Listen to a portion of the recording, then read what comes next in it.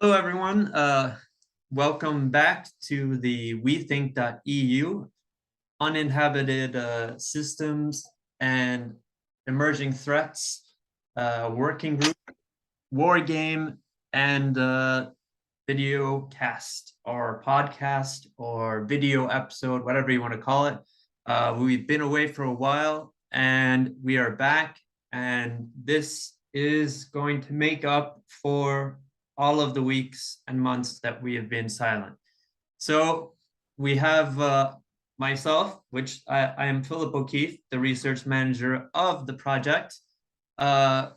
We have also here David Kovar. And before I introduce David Kovar, I'll just give a little bit of a background on weTHINK for those of you that might be new to this video thing.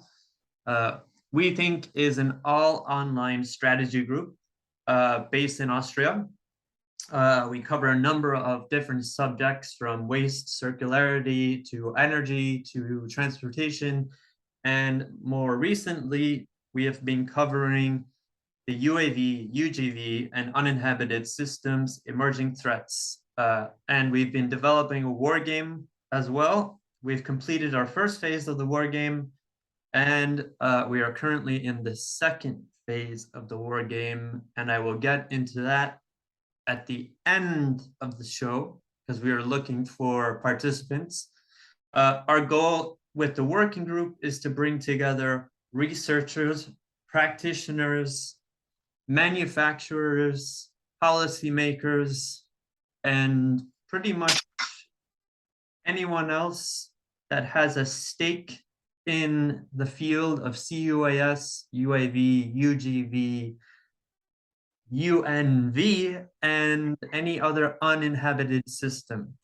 So now, without further ado, I will introduce Mr. David Kovar of URSA.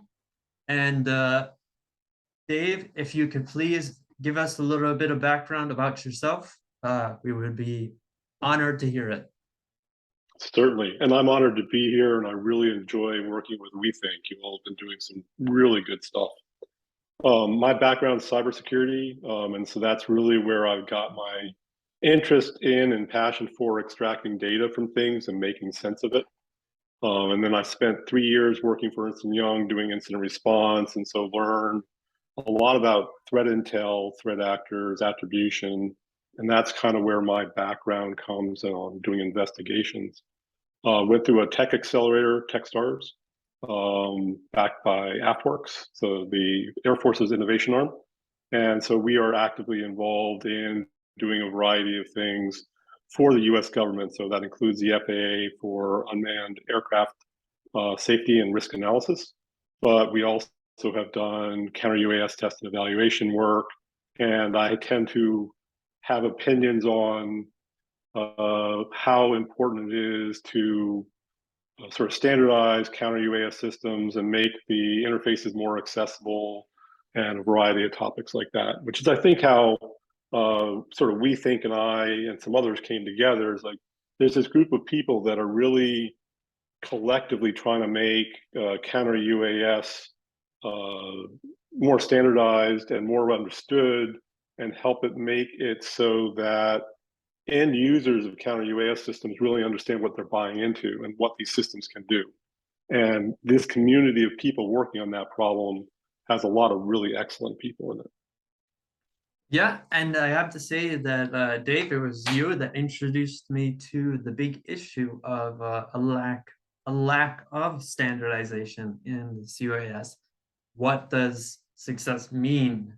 And that has been a question that has been on my mind since you mentioned it, and I think on a lot of other people's minds. And just another note about me, I have a personal interest in this subject matter because of my background.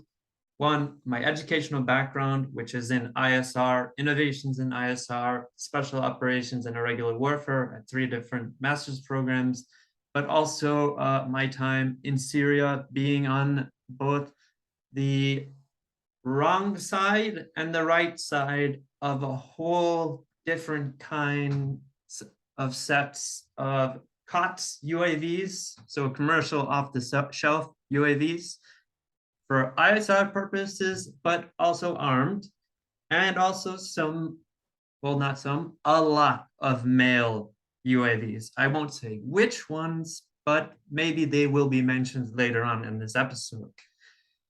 So we have a lot of juicy stories, and we're hoping that Dave, you might be able to share some perspective on some of the stuff, because we got a whole lot of things from Ukraine to unmanned naval vessels to CUAS to proliferation of Turkish drones. And I'll finish with a couple of details about our projects and some other things.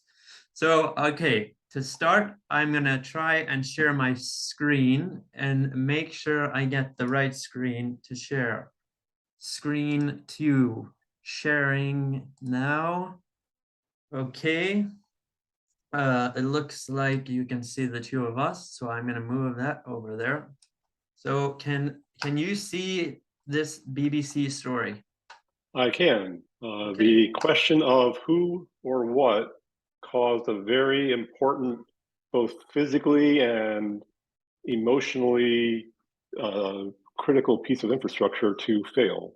So let's okay, trigger warning. This may cause some upsetting scenes. So if you don't want to watch, now is the time to look away. But let's see if we can get this video to play. I've never tried it on Zoom, but I don't know if it works. So we'll give it a go and see what happens. So while this is loading, oh, okay, here we go.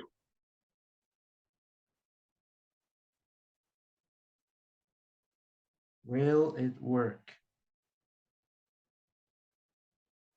There we go.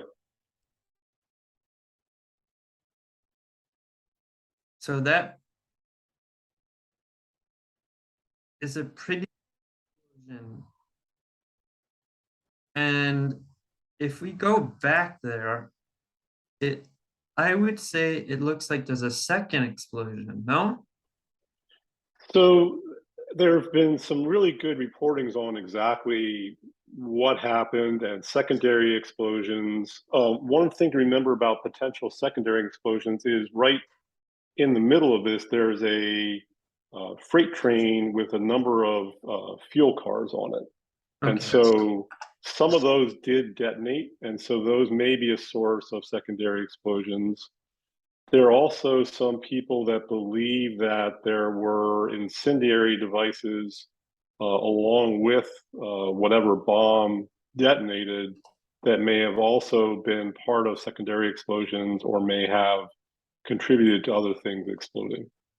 It also does look like in this video that it could have been an unmanned naval or vessel.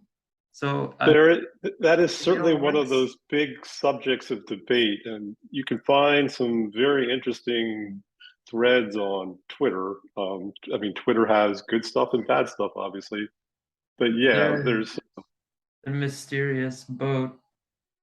But there's also people have pointed out that the scorch marks are on the top of the bridge, and that the hole in the bridge span was punched downwards, and that there are no scorch marks on the bottom side of the bridge.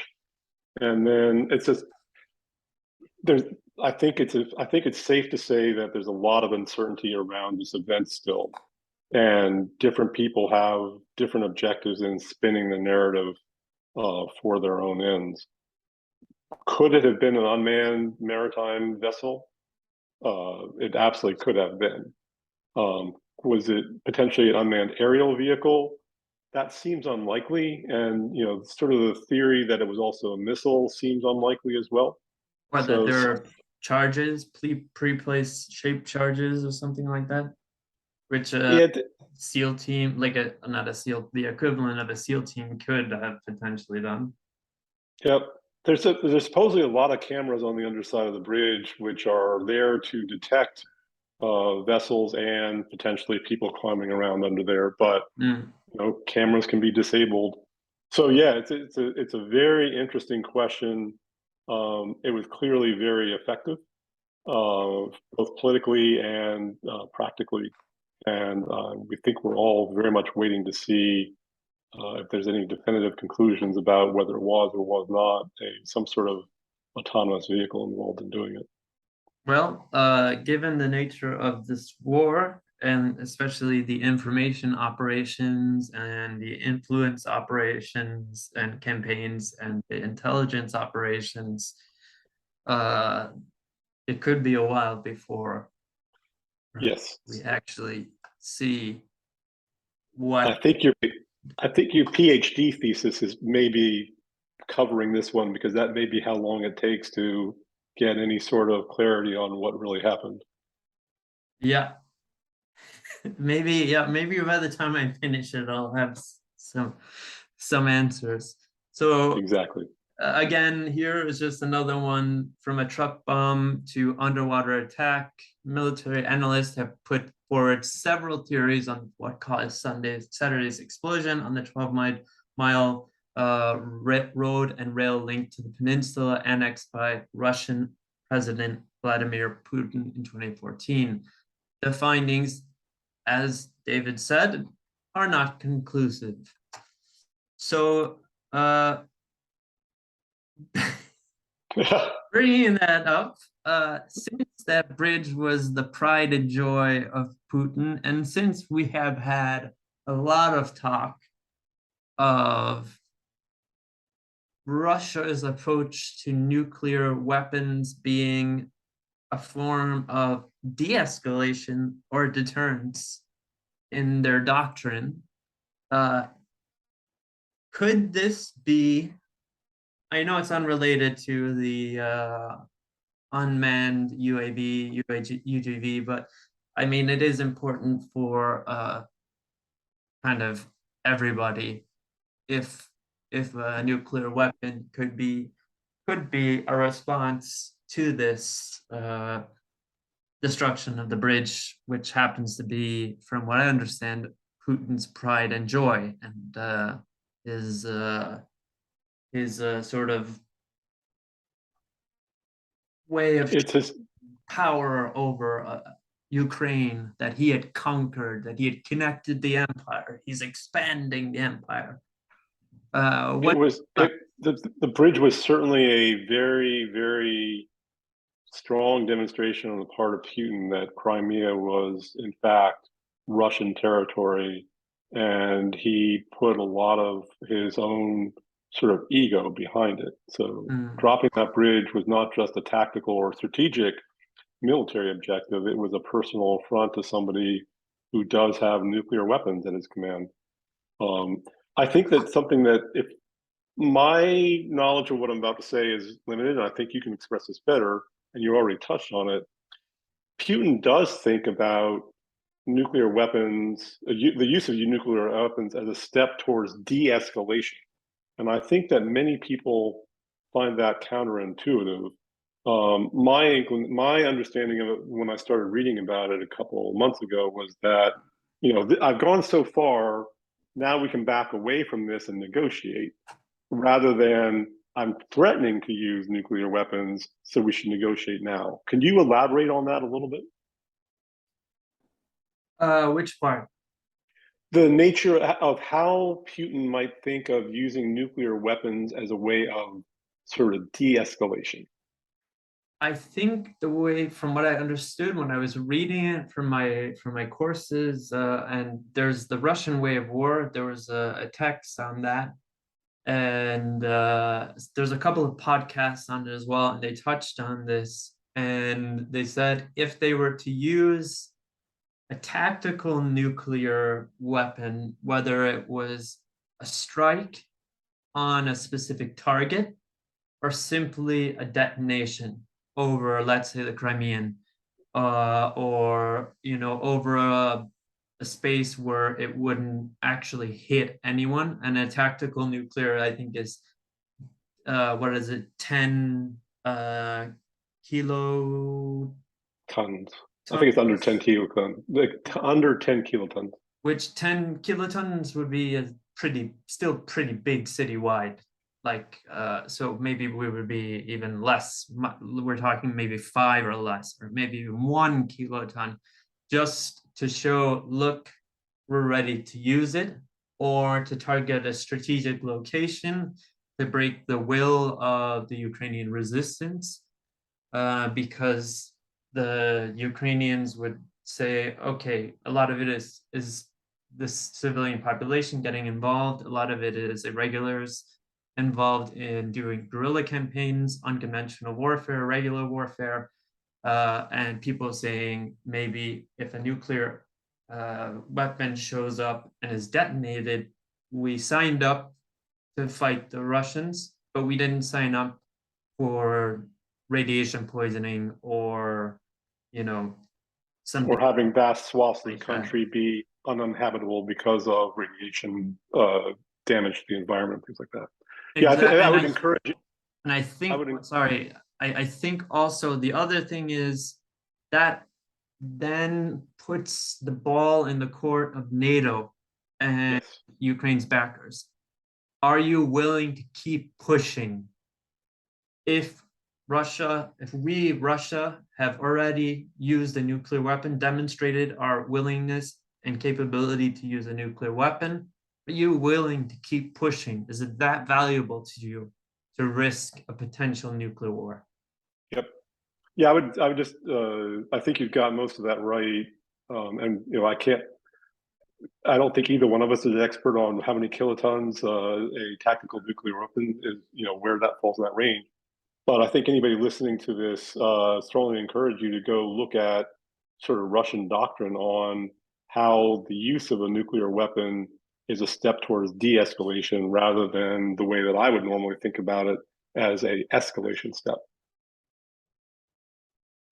Yeah, and I think there's excellent texts out there. And also, I've been coming across a lot of things. Just one last point on the Russian theory and Russian doctrine is this idea of the Gerasimov doctrine, to be wary of that trap, because the guy who coined that term says it's the biggest regret of his career to have coined that term, because it's not Gerasimov, General Gerasimov himself, that came up with this hybrid or liminal warfare strategy.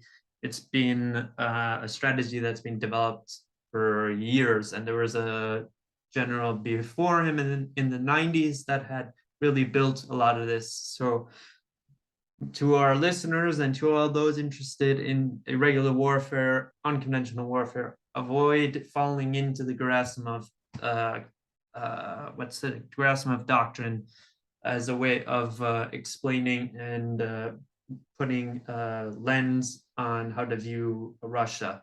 And also, again, be aware of mirror imaging, because mirror imaging is the biggest cognitive limitation that we have.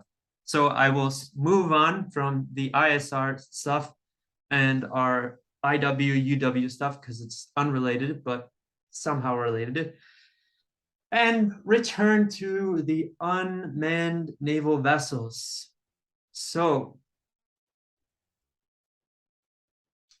the digital ocean, the US Navy's unmanned transformation. So this article from the National Interest, basically, here's the highlight. The US Navy could increasingly rely on AI to monitor situations to make decisions at sea. Point 1. Point 2, the US Navy wants 100 unmanned ships monitoring Middle East waters by next year, which I imagine would be the Persian Gulf, or the Iranians don't like it when you call it the Arabian Gulf. So I'll stick with the Persian Gulf because I don't want to make any problems. And number 3, the US Navy is boosting its USV presence, network capabilities in the Middle East. So Dave, what are your thoughts on that? So scroll up a little bit, and there's an unmanned surface vehicle. Or scroll down a little bit. So right in the center of the screen, you see a sail drone explorer. Do you remember what happened with a pair of those a couple weeks ago in the region? No, could you refresh my memory? One of the opposing forces picked up two of them and brought them on board their ship until the Navy Yes. challenged them and said, I presume they said in some diplomatic but fairly forceful manner, please return our autonomous surface vehicles to us or there will be consequences. So the Navy's already using these actively in these conflict areas for monitoring a variety of things. And I say a variety of things because we don't know what sensors are on those vehicles. But if we think about sort of one of the fundamental principles on autonomous vehicles, first of all, they're there for doing dirty, dull, and dangerous jobs.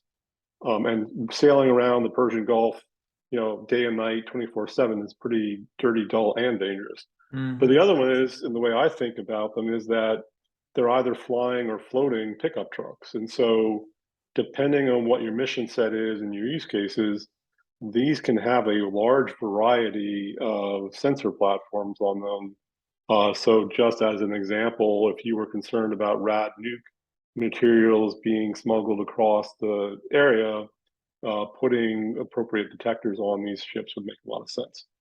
So if any opposing forces were to capture some of these, not only would they get access to advanced machine learning, artificial intelligence, and all these other technologies, they would get some insights into what sensors are on board, and the natures of the sensors on board will tell you a lot about what the missions they're performing or the missions that they're capable of performing are. Which could be, reminds me of a situation where a certain country bought a missile system that could potentially give away that kind of information to a peer or near peer adversary of the NATO alliance. Which it's also, oh, sorry, go ahead. Sorry, the country I think we can all guess who that was, but Yep. Anyways, you were saying? It's also this goes to one of the challenges of using autonomous vehicles in conflict zones, and so I think that you'll remember there was some thinking about putting U.S. Gray Eagles into Ukraine, and that offer was essentially terminated. And the concern, as I understand it, is that the various capabilities on those platforms are considered so sensitive that they were fall into foreign hands, that would create a risk for disclosing U.S. capabilities and sensor technology and all the rest of it. So as we push out any sort of autonomous vehicles or any sort of innovative technologies into combat zones, we really need to think about those capabilities falling into opposing forces' hands and how the reverse engineering of those devices could be used against us or could be used for developing their own capabilities and things like that. Okay. And on that note, I'm going to move into maybe one of our more interesting developments lately in the C-UAS category. And this is a find that you first introduced us to, Dave, which is the subression,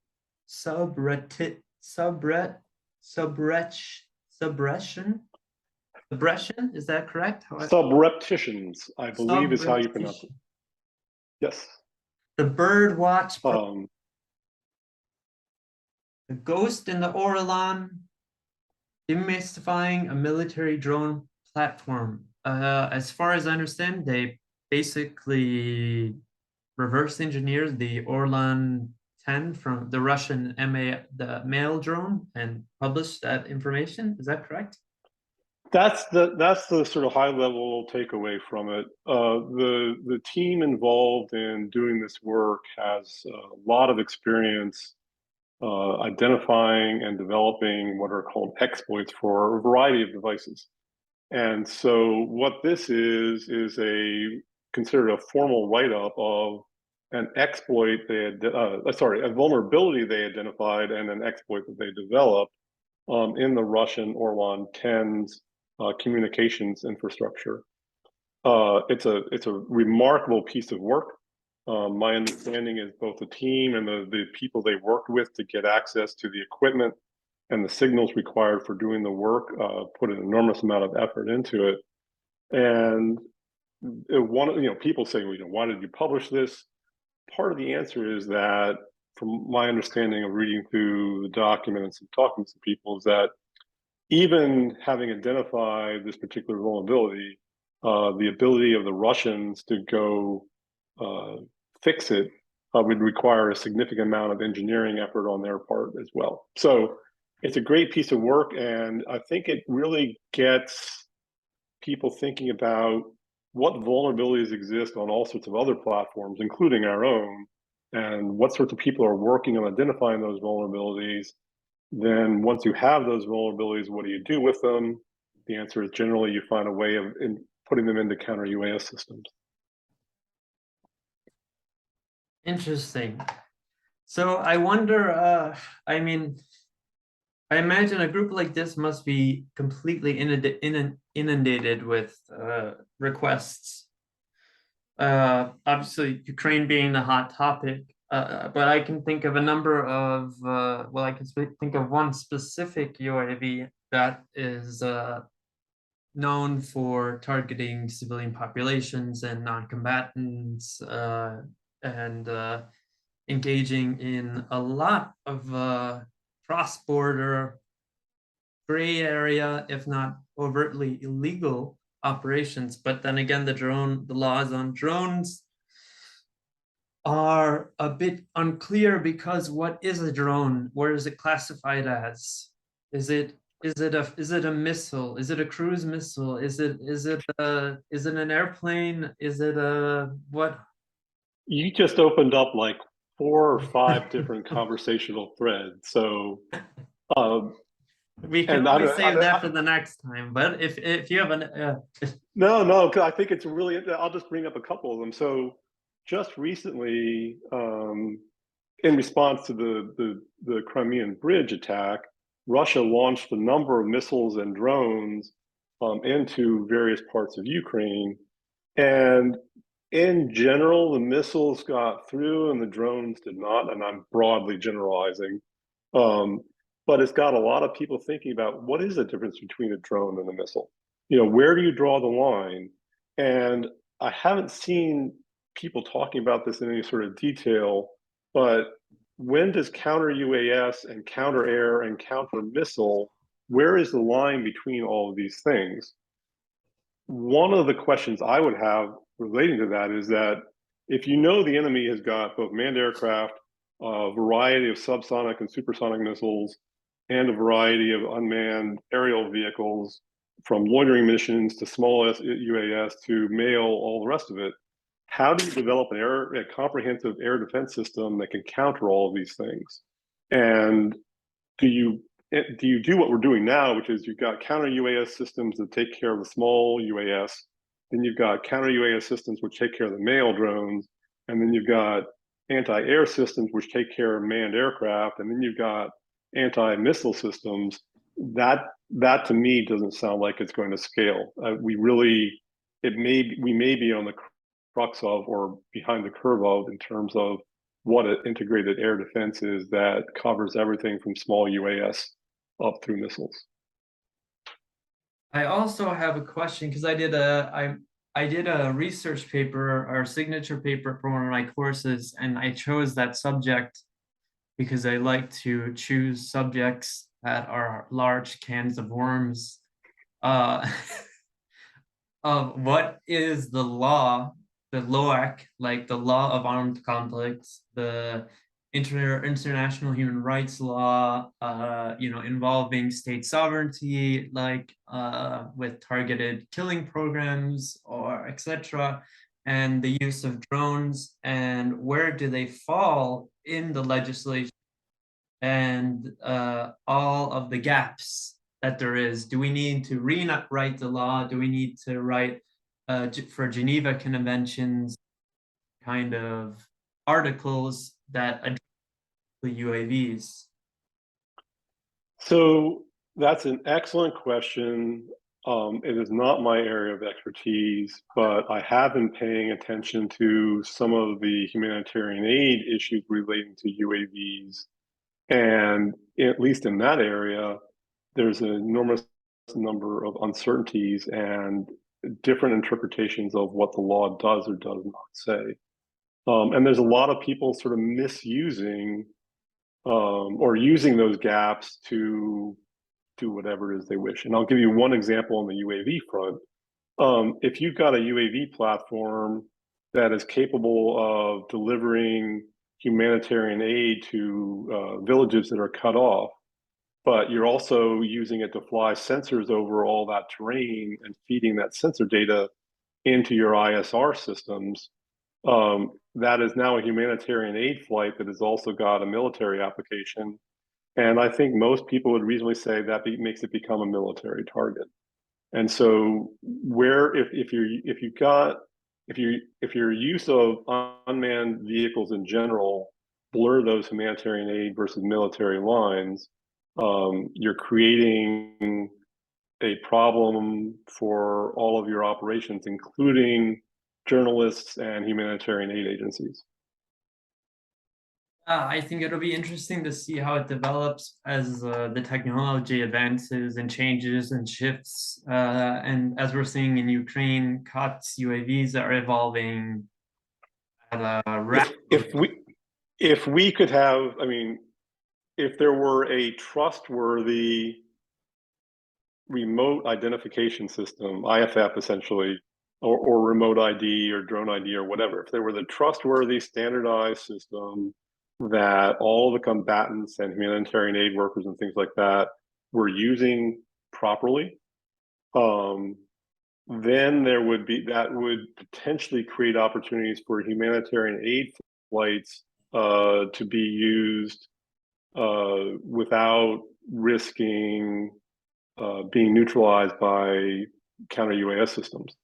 I think that based on what we're seeing in Ukraine and in Syria and in a lot of other countries, that one combatant or the another will choose not to obey any of these sort of global, what we hope to be global laws.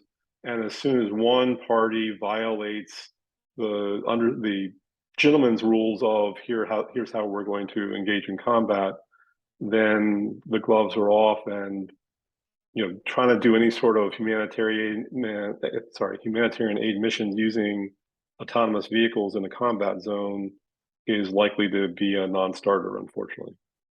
Before I move on to the next thing, I just wanted to point out 2 points. One, unfortunately, it was the US, I think, that started the game of. I don't like to talk about the US because a lot of our friends are from the US, but I think it was the US programs that started to use have targeted killing programs and to use UAVs to execute high-value targets from Al-Qaeda and other groups in other countries' borders. So I think that opened the question, but that program ended more or less around 2018, as far as I know. But now we're seeing for example, in Iraq, Turkey is using UAVs as far as 400 kilometers inside the sovereign borders of another country, and that country doesn't have the capabilities to counter those drones or counter F-16s that are also coming in. nor does it really have the appetite to potentially trigger a war with the second largest standing army in NATO. But it's interesting to see that there is this gap in the law that if it remains unaddressed, would open up the possibility, as drones are proliferated, especially armed drones as they're proliferated, for more and more questions like this, where we're seeing strikes that are violating the national sovereignty of countries all over the world. I mean, it's. Yep. Let me add two sort of things onto that. One is, I think that we're realizing, or we're starting to fear, that very few nation states are actually capable of effectively countering a wide variety of autonomous air or marine vehicles. I mean, I do a threat briefing for a number of different people, and one of the things I generally point out is that both our laws, our regulations, and our technology are behind the power curve when it comes to countering autonomy. So that's point one. Point two, everything you're saying about autonomous vehicles and being able to put laws around them to control how they're used also applies to artificial intelligence, machine learning, and a variety of autonomous vehicles as well. And that's also feels like a area where the sort of global understanding and the agreed upon framework for laws about how these capabilities can or cannot be used, we're way behind the power curve and absolutely need to spend some time addressing that. Thanks for that. So I will move on. One last point on, I'll try to move forward because we've been spending a little bit of time jabbering. These are supposed to be short, but interesting subjects. And this is the welcome back episode. So I saw this article here that surprisingly, someone in the Army decided to say, in order to counter drones, we need to seek layers rather than silver bullets. What are your thoughts? So instead I would say I don't want to pick on the Army, but I will say that this is a classic example of somebody realizing something that we've known for literally years. And so my background's in cybersecurity. We always knew in cybersecurity that we needed defense in depth. There was no one solution, no one threat intelligence feed, no one process that would stop all threats. And that different, we wanted to, we can get into kill chain discussions, but we wanted to make sure that we were able to stop different threats at different points on their attack. Anybody doing physical defense of a site also has the same understanding of the defense in depth or layered defenses. You don't just have guards at the gate, you've got sensors that are pushed out, you've got roving patrols within the wire, all these things. So the Army is stating what I think most of us would say is obvious, that first of all, there are a variety of threat actors. Second of all, there are a variety of environments we're trying to defend. Third of all, there are a variety of unmanned aerial and ground and marine vehicles that can be used against us. And no one solution is going to provide an effective defense against any one of those. None of us are ever going to get to 100%. We're aiming for something in the high 90s, I hope. But if you've got a $10 million laser system that's capable of burning targets out of the air, one every 10 seconds, and you've got 20 high-speed drones coming in, it's still not going to be able to burn all those targets out of the air. If you've got threats that are fully RF silent, so fully autonomous, using inertial navigation, so no GPS jamming opportunity, then all your RF gear and your jamming gear is going to have no effect. So, and I'm stating the obvious. You need to understand your threat actors. You need to understand their particular use cases. You need to understand your capabilities, technical, regulatory, legal, all that sort of stuff. and put together a comprehensive plan that will get you close to that 90+% of being able to defend against threats. And like you, I don't want to pick on the Army. We have some great people working with us from the Army, and they have a great, great project that I'm a big fan of. The IWI, the Irregular Warfare Initiative, a podcast, which is outstanding, and more people should be listening to it. I think everyone in the military, in the NATO side, should be listening to this. And the Modern Warfare Institute, also out of West Point. So the Army is doing some excellent work. But just, restating what I said earlier, that this is kind of, and what you're saying, this was kind of one of the first things I learned in my early foray into the drone world was that we need layers. No system works without layers. There is no silver bullet to drones. You need the detection, identification, location, then you need an array of active measures, and it depends on the context of the environment. So it's interesting that according to this article, that it took Ukraine to show that it'll take more than just one tactic. I mean, I think so. I think, and this is not quite trigger warning worthy, but I think if you sit down and have very open conversations with a lot of the practitioners in this field, they will almost all say that this counter UAS capabilities and technologies, the future of them are written in blood. It takes blood being shed for the regulatory environment to open up, for the legal frameworks to be established, and for the counter UAS technologies, in this case, to actually be tested, evaluated, and deployed. And in the US, we haven't had that event that was the compelling event that caused that to happen. And most of us, I think, unfortunately, are waiting for it. Ukraine, obviously, if you've got an ineffective counter UAS system, or you've got an ineffective UAS, or if some system is not working, lives are being lost, and it gets the technology gets tossed out, and somebody comes up with the replacement or the enhancement to that particular technology.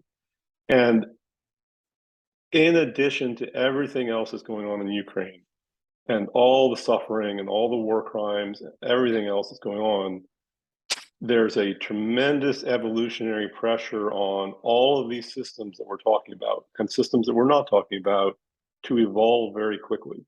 And the amount of knowledge about systems and how effective they are and how to deploy them coming out of Ukraine is tremendous. And I cannot imagine that there are any nation states that have any sort of aspirations for using autonomous vehicles that are not paying a great deal of attention to Ukraine remotely, or if they have the ability to have assets in Ukraine to learn about this on the ground. Thanks. Yeah, and I think, like the ISR intelligence cycle, the role of the policymaker is probably playing a big role in this. And I just wanted to add that before moving on to the last part of this episode. And I think this silver bullet thing, my guess would be that it's coming from policymakers that don't have a whole lot of understanding of the environment, the ecosystem, the reality of the science, and they're putting the army and the defense under pressure to come up with some kind of magic solution that will take down a drone. So, but and a variety of other people listening to this podcast know me, and others will say, yeah, we're not surprised that David said what I'm about to say, but the problem's also with the vendors. The vendors want you to believe that whatever solution they have is the magic bullet. And if they don't have another part of the solution in their own kit or in their own ecosystem, they're not going to say, well, we've got this part of the solution and you should go work with this other vendor who we're actually competing with because they've got another piece of the solution.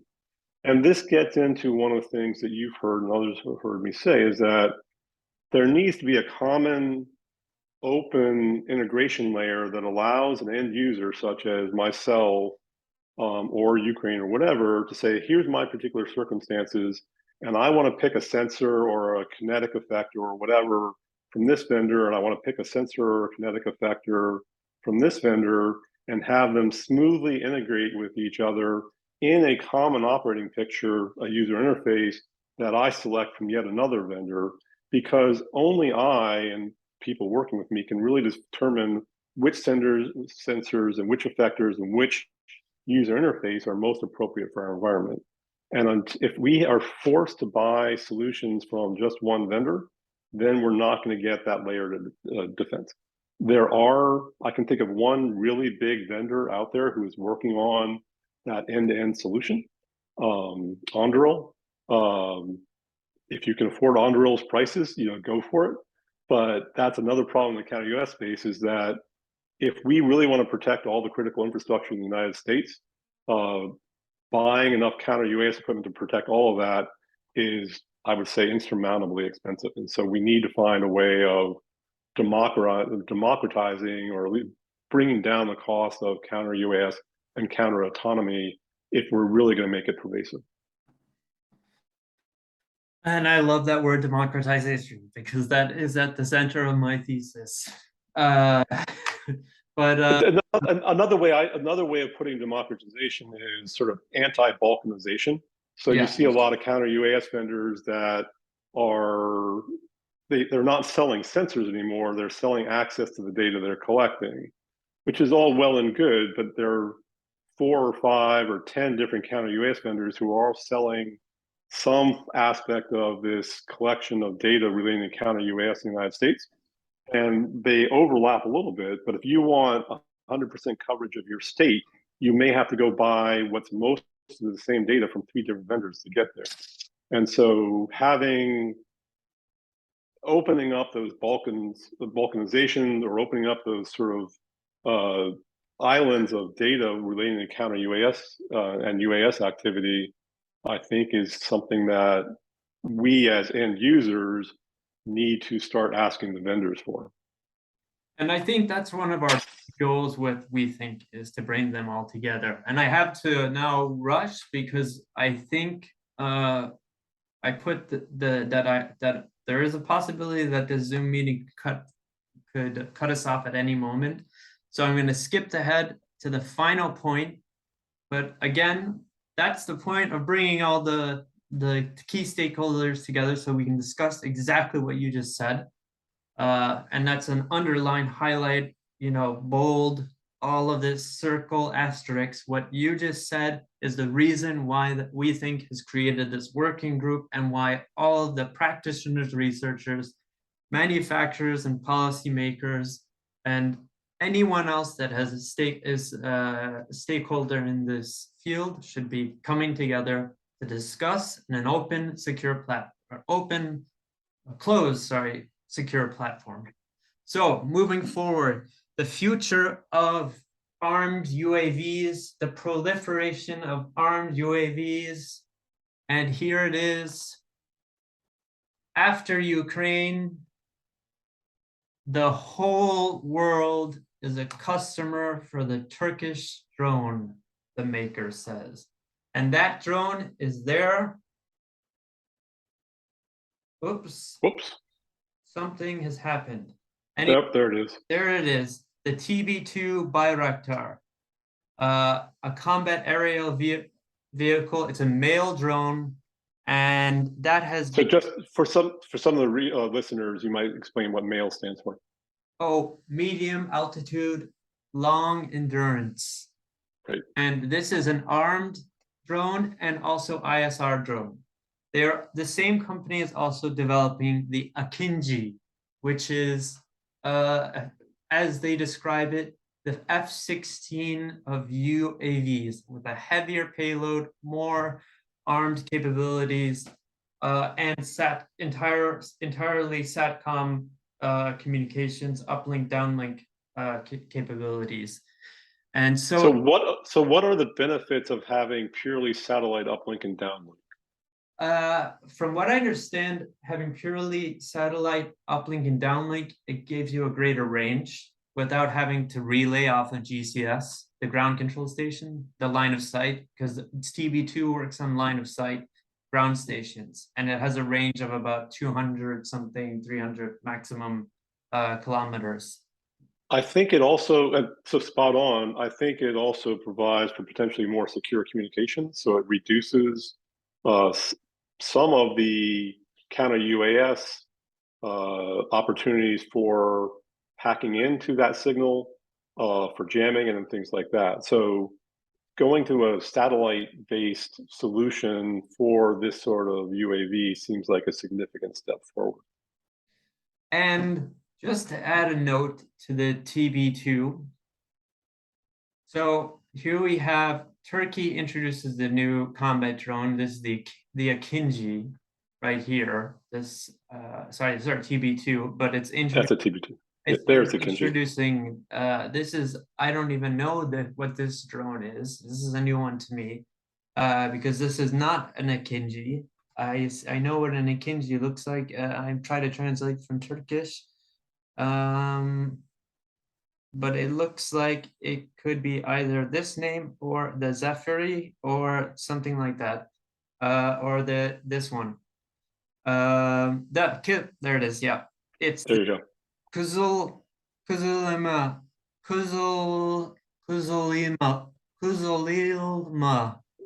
That word. But one of the interesting things here, and this goes back to something that we saw just before the war kicked off, is that Turkey and Ukraine are partnering. So Turkish airframe, Ukrainian engines. Yes, and this is a very interesting point that you bring up. The TB2 has been licensed to Ukraine, that they not only can make their own TB2s, so they are building factories to make TB2s with Ukrainian engines. They partnered engines with Ukrainian engines.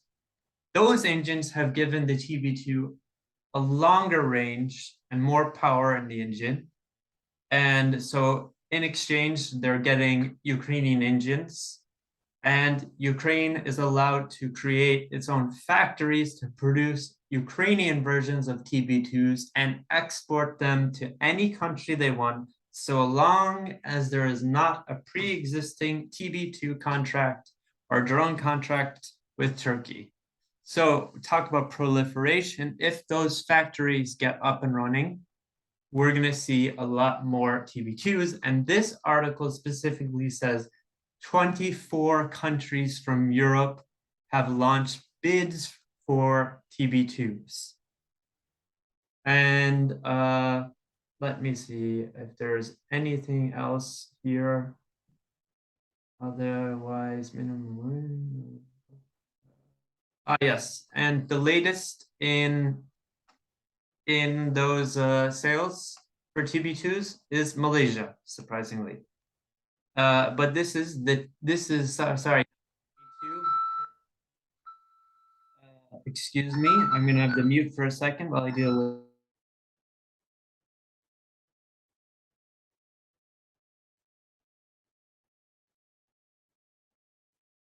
I'm just muting for a second. 1 second. Hold on, I'm still in the video. I'll call you right back. Okay. Okay, I'm in the middle. Wait, you're not muted. So if you're going to say anything,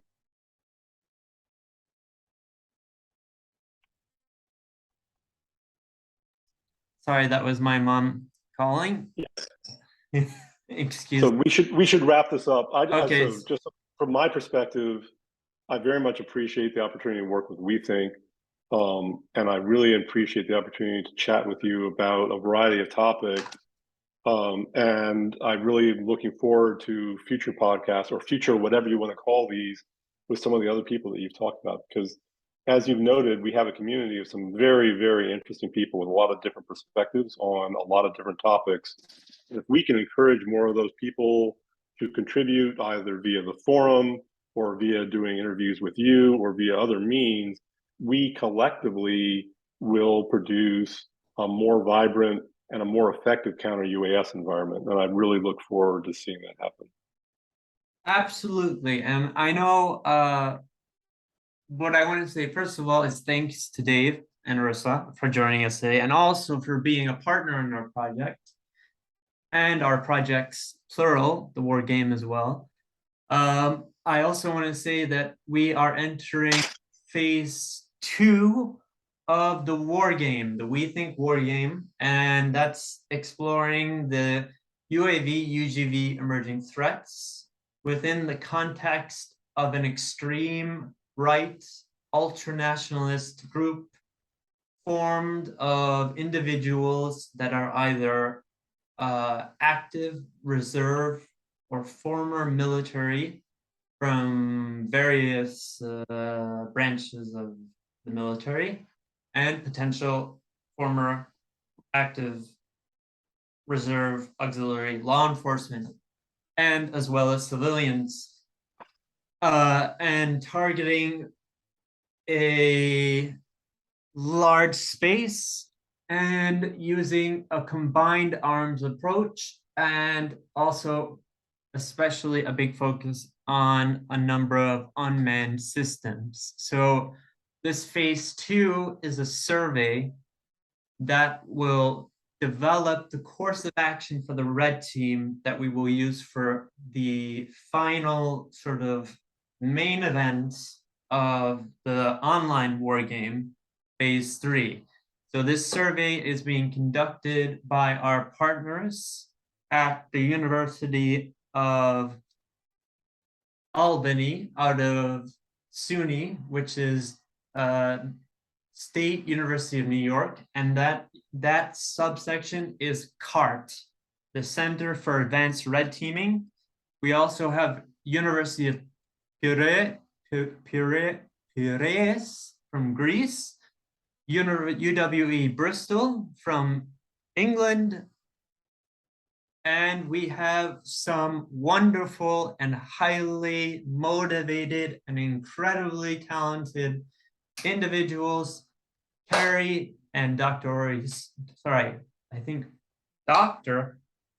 Carrie Chavez, if I'm not mistaken, or she's a postgraduate anyways, or she should be a doctor, or anyways, if I get that incorrect, anyways, Carrie has been a massive effect, massive help for this project, a driving force, and also Dr. Ori Swede, Dr. Stephen Wright from UW Bristol, and even our friends from Foundry at UWE Bristol. And the Foundry is a gaming and software development aspect, because we've been interested at looking at seeing if we can put together a virtual simulation of the war game that will simulate the rapid change in the technology cycle of unmanned systems, so that various defense, law enforcement, security, researchers, practitioners, manufacturers, policymakers,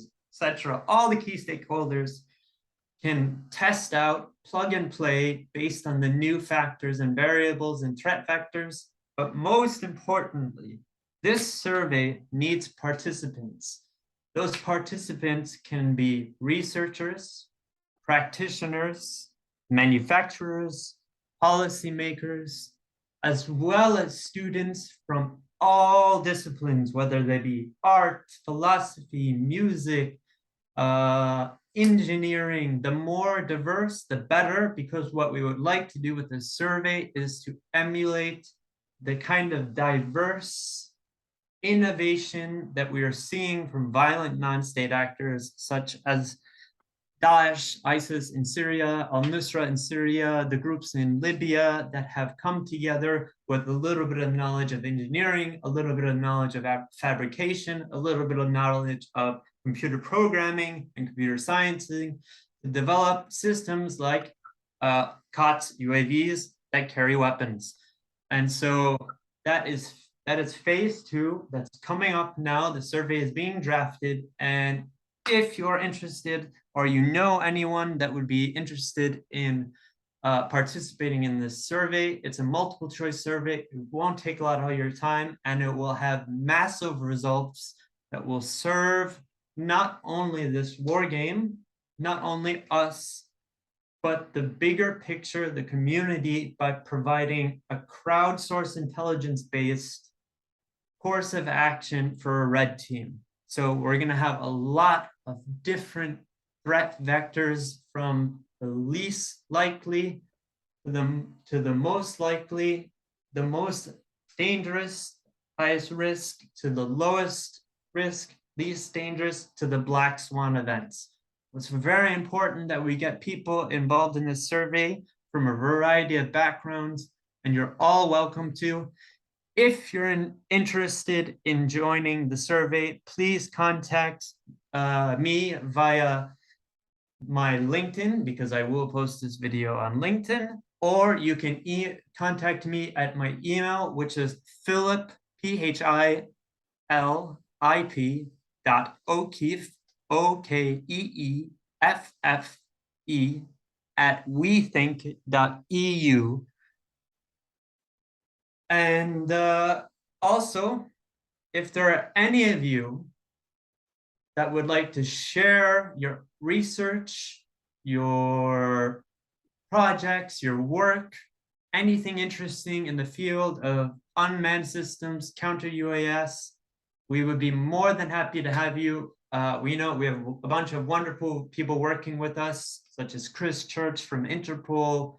We would love to interview you. I'm sure Chris has a lot of great information to say, because he knows everything and everybody in the world of UAV and CUAS, and all of the others from the various organizations. And a special thanks to the UN peacekeepers, because of their involvement in the game. They really put in a great effort. And all the others from the red team and the blue team. I can't list you all because this video will go on forever, but everybody that was involved in phase 1, we would like to extend a huge thank you, and we look forward to the next episode. And from this point forward, we will be having at least one video every week. And again, thank you for watching, those of you who do watch, and a big thank you to Dave and Ursa for joining us today. I can't thank you enough, at the last minute jumping on and working through all of this with us. So Dave, I hope you have a wonderful weekend, and I hope you have a wonderful day. My pleasure. Thank you all very much. Good luck to you all, and absolutely to anybody listening, participate with weTHINK's effort. They are one of the few organizations I know of that's really trying to bring us all together and help us share ideas and concepts for the sort of greater good of the counter UAS ecosystem. Thank you very much, Philip. Really appreciate the time. All right, thank you so much. I really appreciate your time too as well, because I know we've gone way over, but hopefully everyone will watch till the end. Okay, take care everyone. Have a lovely weekend.